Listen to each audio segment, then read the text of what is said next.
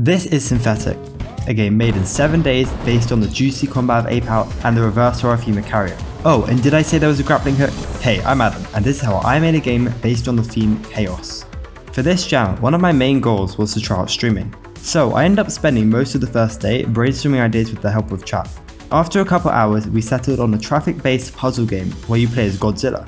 But by Tuesday, I realised the game idea just wasn't fun, and so after wasting hours, I decided to restart. With only 414,000 seconds until the deadline, I needed a new idea quick. So, after taking a walk outside and doodling on some paper, I remembered the fantastic game Ape Out. And without taking any time to doubt myself, I jumped back to my desk and began working. So, my new idea was to make a top-down brawler, where you attempt to escape the facility you were created in. Originally, I wanted it to play similar to a roguelike, where each escape attempt, you can modify your creature, unlocking new abilities and perks. But with only 5 days remaining, I realised I'd have to cut my scope if I wanted to get this done in time. I quickly got the player movement working, and then made some enemies that you could smash into walls and squish. I love this core gameplay loop in Ape Out, as it not only feels satisfying to perform, but also helps link the environment to the combat, giving you way more complex choices to make.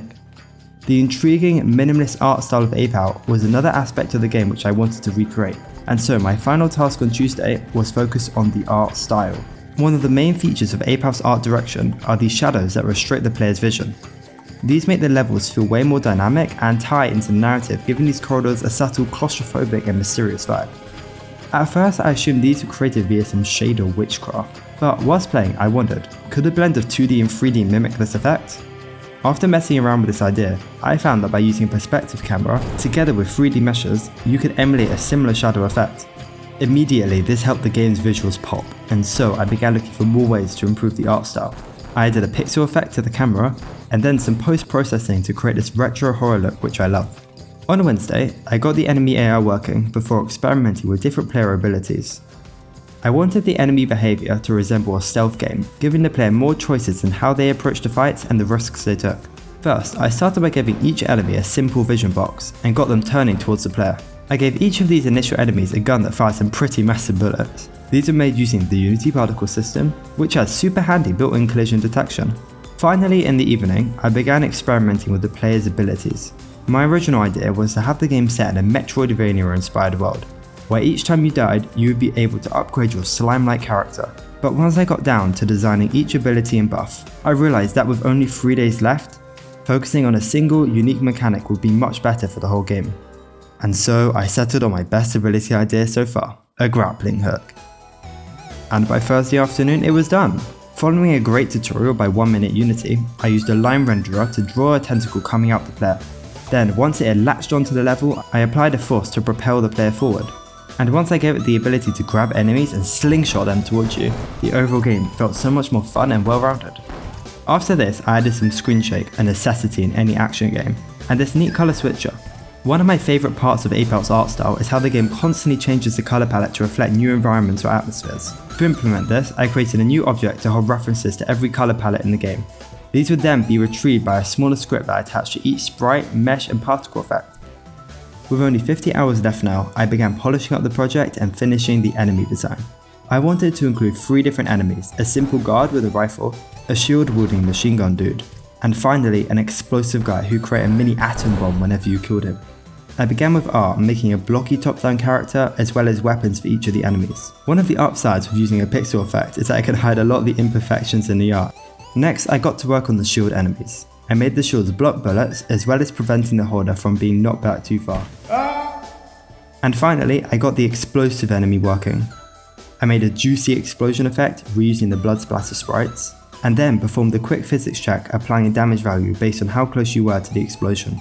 With the combat now done, it was time for polish. I made the cursor glow to show where you could grapple, and also made the player scale based on your current HP. And that leads us to the final day, sound effects, which was some of the most fun I've had making games in ages. So, I've never really done sound design. It's always been that thing I leave to the last minute before usually running out of time or just botching together some mediocre audio with the, though amazing, BFXR, a free 8-bit sound generator. This was the day I learned to make sound effects. Rummaging around my house, I spent Saturday morning searching for anything I thought would sound cool, from scraping paper plates to smashing pillows or even squeezing watermelon. I jumbled together as many weird objects as I could find until I found a combination that felt just right.